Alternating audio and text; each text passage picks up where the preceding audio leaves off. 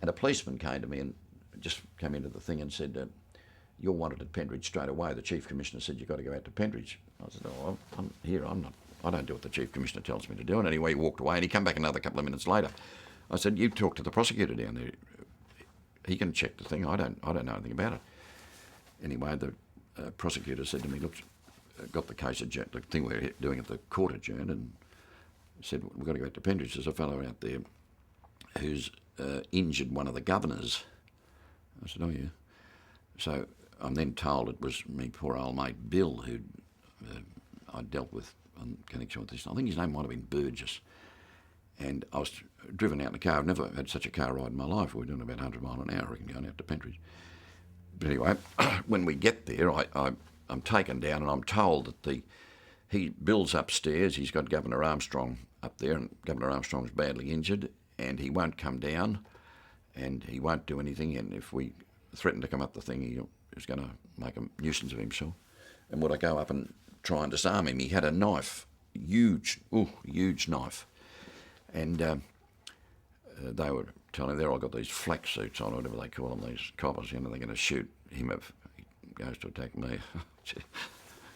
Anyway, I went up the stairs, and after about 5 or 10 minutes, I was able to persuade him to give me the knife, and I just chucked the knife downstairs, and of course then with the courage that's peculiar to policemen, they all fly upstairs then, they're all armed, and they took him down, and the ambulance was waiting. There was an ambulance waiting there to take the governor to hospital.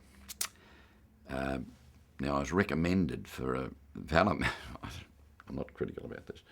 I was recommended for a Valo thing about this, and I got letters saying that I'd been recommended, and there was also letters from Mr Armstrong, of course, and from the governor at Pentridge, the senior governor at Pentridge, about the whole thing. But all that happened was that Jim Armstrong got some Valo medal or something, and that was it. We reenacted that recently. I've got a tape of this. They were pulling Pentridge down, and I suppose 2 or 3 years ago, the people some organisation had bought Pentridge to redevelop it, and they asked would I come out. So I went out there and we had lunch, and then we had a reenactment of this thing, what had happened there, and it's all on video. I've got the video. I've got a video at home. I'll give that to the bar too, because I'm sure my wife or anyone else won't want it, but I'll give it to the... Can you recall for us, what did you say to that man? What I was trying to get from him was, because, see, the details were very sparse, because in fairness to the policeman, the bloke who prosecuted him at the city court, he didn't know anything about the thing. And a fellow driving us out, we didn't know anything till we got out there. And what they were saying to me was that he'd been reclaimed on parole because of this technical thing, and he was saying that he didn't see why he should be there. I was trying to explain, well, what's Mr Armstrong got to do with that? This bloke's lying on the floor there bleeding. And he's saying, well, I had to do something about it. I had to do something about it. And I said, well, look, if you give me the knife, that's the way we're going to solve this problem, because you know, won't you, you're going to be charged with doing something to this poor fellow. I mean, he's white as a sheet. Governor Armstrong is now a good friend of mine.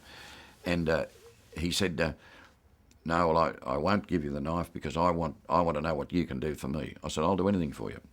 He said, will you appear for me on this? I said, anything. I'll do anything. I mean, I'd have given him any undertaking. In fact, I sought some advice from the Bar Council later on as to whether I could appear, and Darryl Dawson was then the chairman of the Ethics Committee, I think a former judge of the High Court now.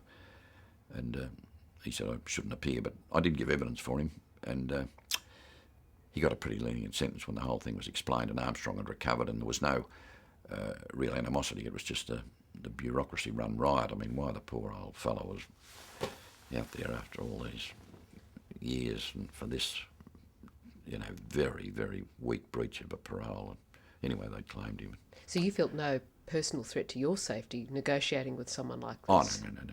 No, I didn't really feel scared going up those stairs. I mean, I would have been more scared if there was any firing around. I mean, I didn't know what was going to happen, but they were all there armed. There must have been 6 or 8 of these coppers there. And the thing had gone on for about an hour or so before we got out there, I'm sure, and it was pretty tense. But I've got all the correspondence here.